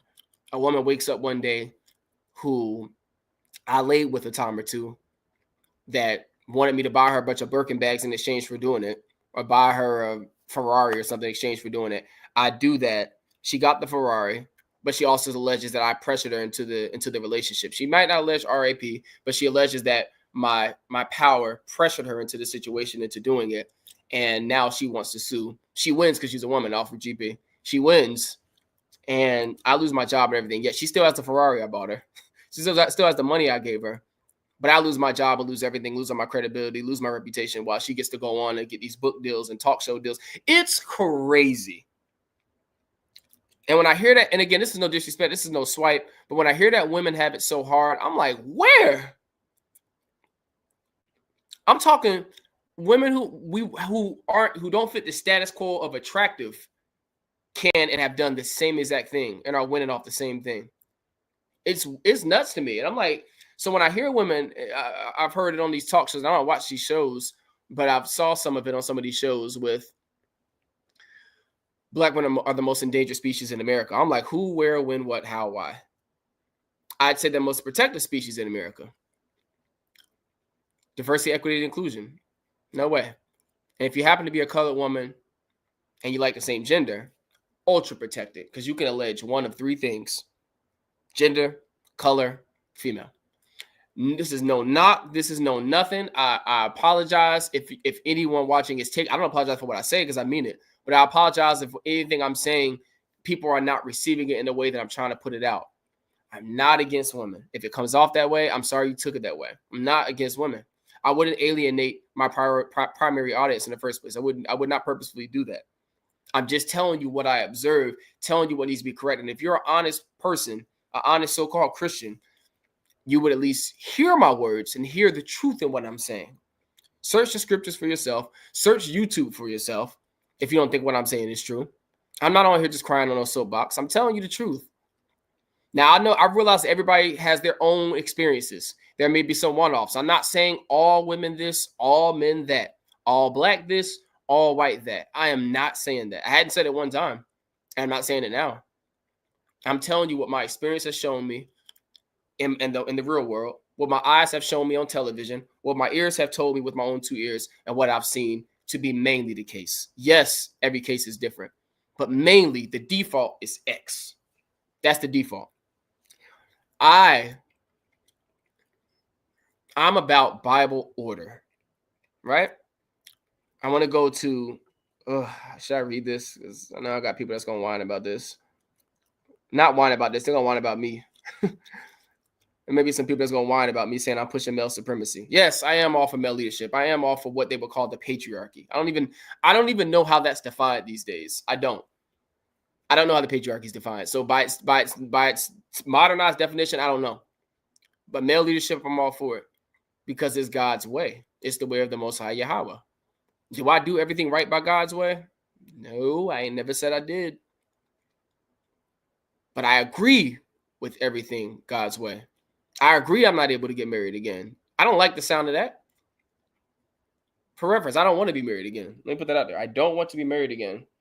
I really, really don't want to get married again. I have no interest in getting married again. But never mind. I'm not gonna get too deep on that. I don't like the fact that I'm not allowed to date and lay down with women, right? I'm just gonna use that. I don't like that. I wish I could, but God don't allow it. So I have to agree with it. Now, rather, I always listen to that as something else. But just even if I don't listen, doesn't mean I'm not in agreement with it, and doesn't mean that I know that if I continue on in those ways, if I live that kind of lifestyle, hell gonna be my portion. I know that. I'm taught that in the book of scripture. I don't have to like it.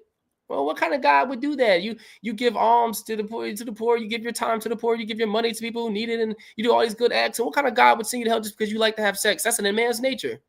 God's law is God's law. I ain't got time to question that. That's the creator of all things. I could care less to question his law.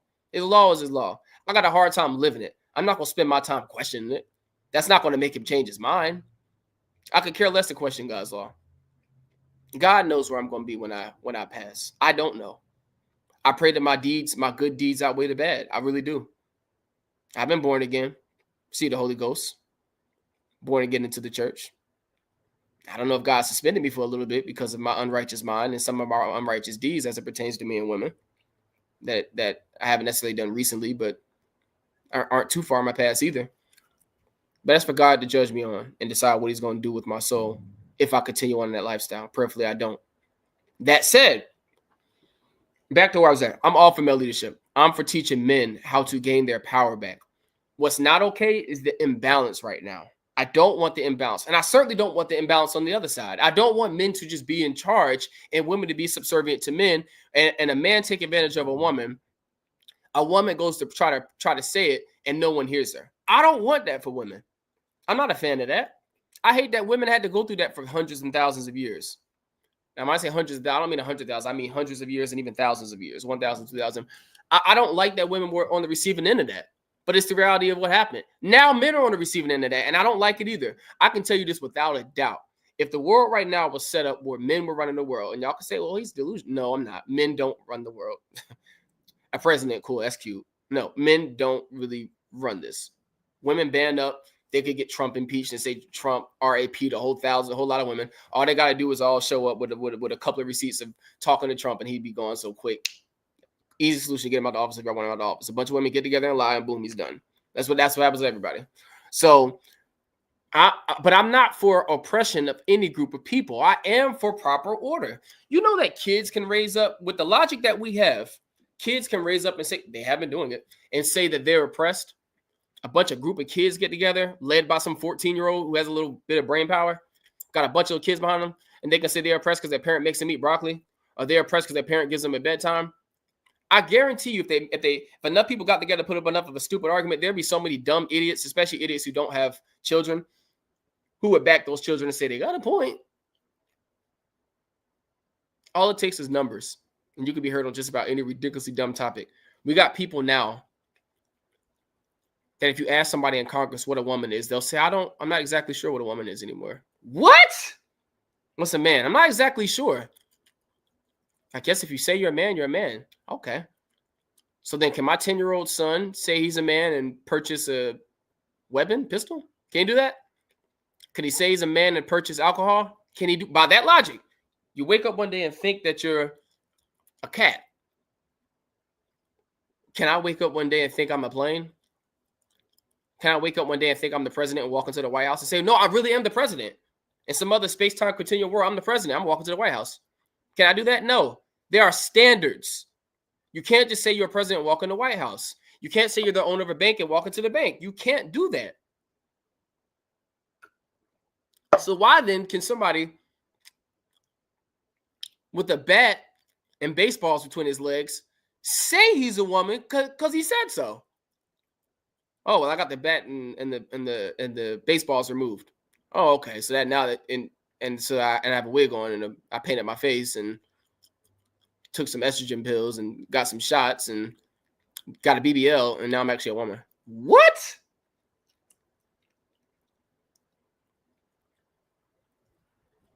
I took testosterone pills. I removed my my 2 balloons off my chest, grew some facial hair, and I said it, so I'm a man now. Interesting. You got people in the Supreme Court saying I'm not entirely sure that the definition of a woman and a man is no longer firmly defined.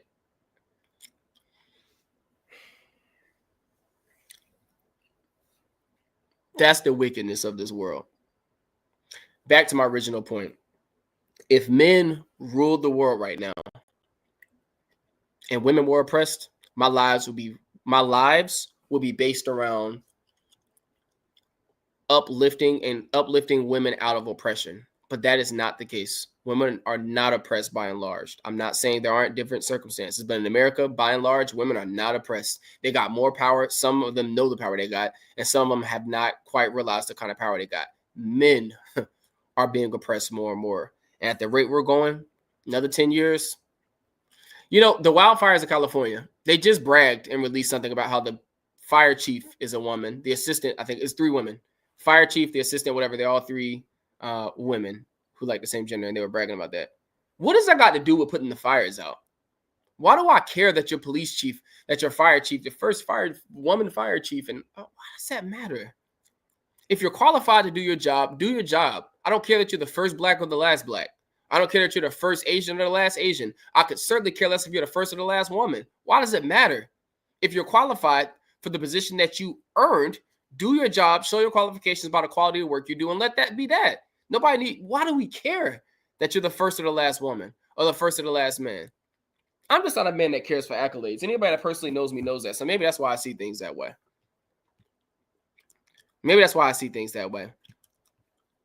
I want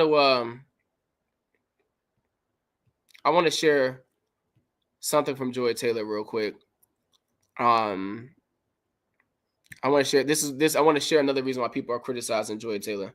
How this is the kind of takes that she gives on a regular basis, by the way, people. Whether Jeff Saturday is successful or not does not diminish the fact. Voices during that time was Joy Taylor. So watch this clip here of Joy Taylor ranting about the privilege of Jeff Saturday. Whether Jeff Saturday is successful or not does not diminish the fact that the way he got this job was ridiculous and embarrassing and disrespectful to everyone else in the organization. Everyone doesn't feel great about this hire in the organization. What it says to everyone around the NFL, by the way, not just in-house, is that your hard work doesn't matter. What you put in doesn't matter. You could show up every day. You could get here early. You could leave late. You could put in years, blood, sweat, and tears. And if I have a better relationship with this guy, he's going to get the job over you. Remember that. And believe me, that message is received when you do things like this. So it's not about if Jeff Saturday wins a game over the Raiders or not. It's about the message that you send about hard work and how it pays off in your organization. And good people that have options don't go to organizations like that because they want to know they have upward mobility. They want to know that their hard work is going to be rewarded and respected. And what the Colts did, said, hard work doesn't matter, honey. Relationships do. Sorry about it. And everyone's doubling down on it now. And remember, since we're doing receipts, I'm going to keep those too. Because if you don't have to have requirements, if you don't have to have a resume to get a job, keep that same energy the next time a black coach is up for a job. I don't want to hear a word about what experience he has. What does he call in plays? Jeff Saturday sure wasn't calling no plays. He made that very clear. I am delegating all responsibility except for cheers and motivational speeches to everyone on this staff. So keep that same energy about calling plays. And here's my favorite part about this while I'm ranting.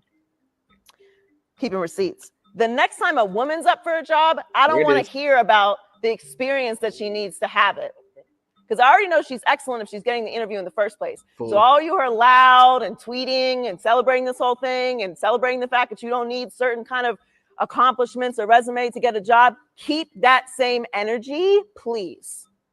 Okay, watching that is pretty hilarious because the level of hypocrisy coming out of Joy Taylor's mouth is on another level. She kept pounding on these messages during her 2-minute rant, talking about. So yes, we saw that video with Joy Taylor.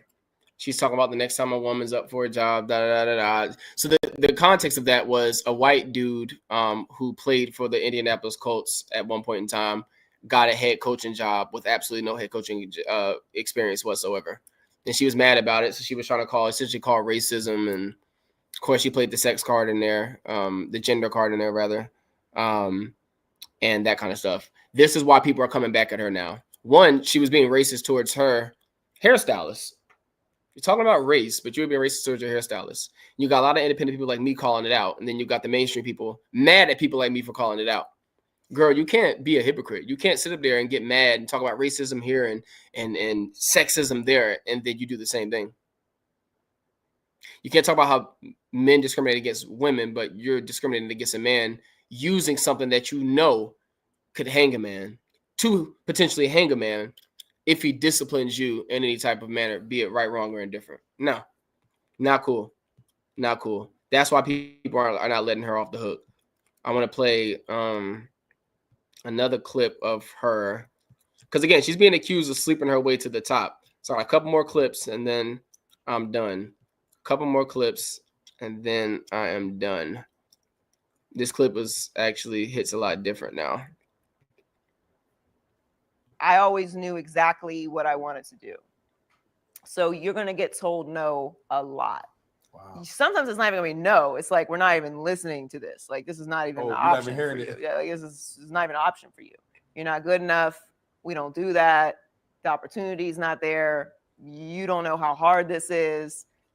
I've been literally told I don't know how hard it is to do a daily show while I was working on a daily show. I'm like, you mean the show I currently work on? I don't know how hard it is to do that. The same meeting I'm in every day, the same wake up call, same time. How would I not know how hard it is to do the show I work on? You have to constantly reaffirm that you are good enough, that you belong there, and then always prove it. So I would just always say you got to do twice the work to get half the opportunity. But that, to me, the mentality I've always had on it is that just going to make me better. So that's why I'm excellent. So that sounds good. And if that's the truth, twice as much work, whatever. If that's the truth, that sounds good. It sounds like you're hustling. It sounds like you're doing what you got to do. But when someone turns around and says you slept your way to the top with two different men, that puts into question clips like that. That's why Joy Taylor has the little following she does have about women, because she says all the right things. Work twice as hard, prove yourself, and being a woman in a man's space, and da-da-da-da. And you got those cucky men, zero pushback. They're not giving no pushback. Then I asked her any question, like, who said that? You were on a show with somebody and they told you don't know how hard it is? No.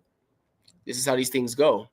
You're on the show with somebody, and because you're a co-host on the show and you're a moderator, rather, just think about it from Undisputed's perspective. You're on Undisputed moderating between Skip and Shannon, which means you don't talk much. You just sit there in the middle and say next topic, da-da-da-da, next topic, da-da-da-da-da. You don't really say much. And then you got the guys who talk 97% of the time. If one of them says, Joe, you know how hard it is to get up here and talk for 3 hours? She goes, yes, I do. I'm on the show with you. Well, you're not talking for 3 hours, though. I am. I'm not saying this to say that I'm better, you're better, but I'm telling you that's probably how the conversation went. I've had conversations like that with people, and they go, well, I'm doing it too. I'm like, no, you're not. You're not to the degree I am. No. If we're working together and I'm working in the fast food setting and I'm cooking all the food and I'm running all the food up, I'm making it, I'm cooking it, I'm putting the food together, and the only thing you're doing is ringing it up. And I say, gosh, this was a hard 10 hours, man. You don't know how hard it is to make this food stuff. They go, well, I'm doing it too. You're not exactly doing what I'm doing. I'm sure what you're doing is hard and probably just as hard in its own respects. But I'm talking about from my perspective, what I'm doing, we are not doing the same job. That is not true. We're doing two different jobs. And I wouldn't compare them, but whatever. That's my issue, man. That's my gripe. I dealt with two women in particular. I won't, at a point in time in the last, what year is this, 2025? In the last 10 years, I've dealt with two different women who were very, very similar to each other. And I don't, because this is probably the last of where I'm going to go. Actually, I do want to call out Cam Newton for being a little punk as well. A simpy, wimpy, gimpy dude. He's definitely a SWG. Simpy, gimpy, wimpy. Yeah, SGW. Sorry, I think SGW sounds better. Whatever way we put it. He's definitely a simp. But before I do that, I know how these stories can be sensationalized. I've been a part of sensationalized stories. I've dealt with a woman who in the moment was acting and saying certain things, very heated discussion. So I'm acting a certain way and saying certain things. And then that same woman that done those things turn around and go to someone who I know, who I love very, very much, and paint a whole different picture and say, Rob said this, Rob said that. And I'm like, I did say those things. And she goes, and all I did was ask him when's the next time we're going to have a date night. That is not all you did. That's the lie. That's my problem with, and I look at it, again, these lawsuits and things like that. I know how things can be twisted so quick. I know it because I've been a part of being in a situation with someone and literally watch them twist the situation every time they tell the story. I still have to deal with this, talk to this person to some degree every so often. And they do the same thing to this very day that they were doing over 10 years ago. Taking stories, twisting the story to mean something it didn't. I'm like, yo, you do realize when that happened 6 years ago, I was the other person on the other end of that. So you do know I know what happened, right? You're telling me the story about something, about why and how something happened. I'm like, I was in the same car you was in. I had the same argument you had because I was having it with you, and that's not what happened at all. I specifically said A, B, and C. You responded back with X, Y, Z. And so I went to EFG. Like, I know it. And you're telling me I went to NMF. No. I just know how quickly people can spin stories. And y'all do too. All y'all been on the receiving end of that. And all y'all been on the opposing end of that, spinning stories. I'm sure we all have spin some stories. We know how it goes. I wish I could rock with y'all a whole lot more and cover so much more of this, but I can't. So I'm going to go ahead and skip this one video I had. I wanted to show Emmanuel Acho, but he's such a non-factor. And I was going to show Cam cucking for joy, but I'm not. I'm not even going to show Cam Newton. it's kind of counterproductive to what I'm talking about anyway. Here's my thing. We need to correct this. How do we correct this particular issue that I'm speaking on today? Well, for one, men got to stop thinking with what's in between their legs and got to think only with what's right up in here between the ears. That is easier said than done. Oh, yeah, I know that. It's easier said than done. But we as men have to stop thinking with what's in between our legs and start thinking with what's between our ears. We have to join together. We can't be so divided as men.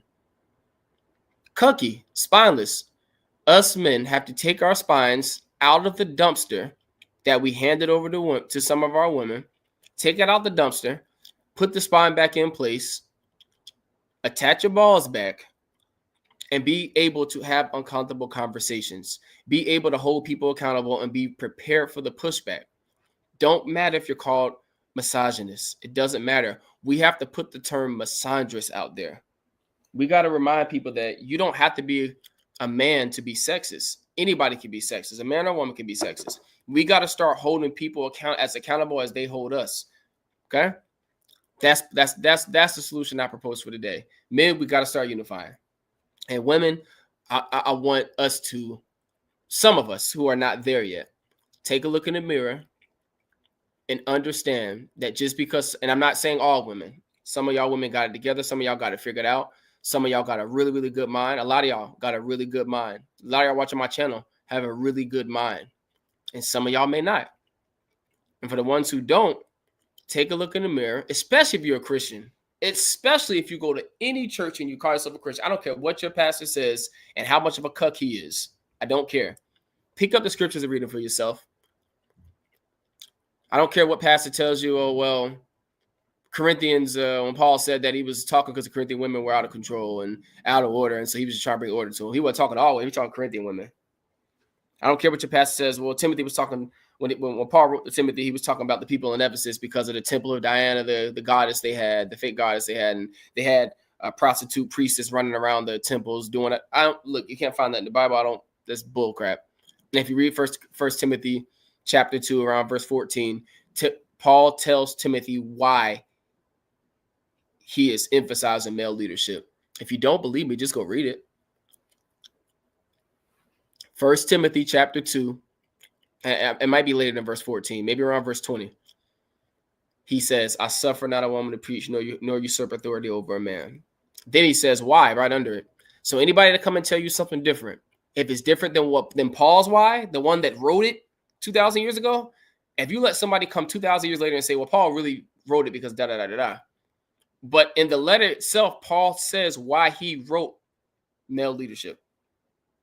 If it says it, and you let someone else come and contradict that 2,000 years later, you're just a really, really big fool. A really big fool. And you're in self-denial.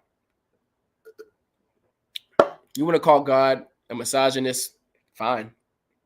Call him what you want to call him. But his way is his way. You're not the creator. You didn't create yourself. God created you. In his image, true, but God created you, male and female, created both. He has the rule. He is the ultimate creator. He is the creator. So he gets to set the rules for the human family, and we got to obey them. Remember? We're the pottery. He's the potter. We don't get to say being a teacup. Well, God, why'd you make me a 16-ounce teacup? I'm a 16-ounce teacup. Why could not be a 32-ounce teacup? Change me. Nowadays, we're not saying that. We're going to the scientists, to the doctors, and saying, change me. I don't like the structure God gave me. I want big hips, flat stomach, no love handles, big butt, big thighs. And I want, 32-inch hair. What is that? Maybe is that what they call it? 32-inch hair. That's what I want. Or I want a perfect hairline. I want fake dreads because my dreads ain't long enough. What they say Drake got? They say Drake got a height extension. What do they call that? I don't even know what they called it. I think Kendrick Lamar is the one that said he got his knee replacement or something to make him taller. I don't know. But we want to go mess up God's creation now and tweak God's creation. And then whine about the after effects. I don't know, people. But again, my message to any men watching this, stick together. My message to any woman, especially women who are married, support your man. Stand by your man. Stop trying to stand in front of him. Stand by your man. Stop trying to stand in front of him. I know that's not popular teaching. I know y'all say that's misogynistic and that's old school. I don't really care what name you put on it. Stand behind your man. Support your man. Support your brother. Support your father. God willing, he's around, and prayerfully so. I mean that without pun. God willing, he's around. But support your father. Don't undermine him. Don't try to undercut his leadership, and don't try to usurp his leadership. Support him.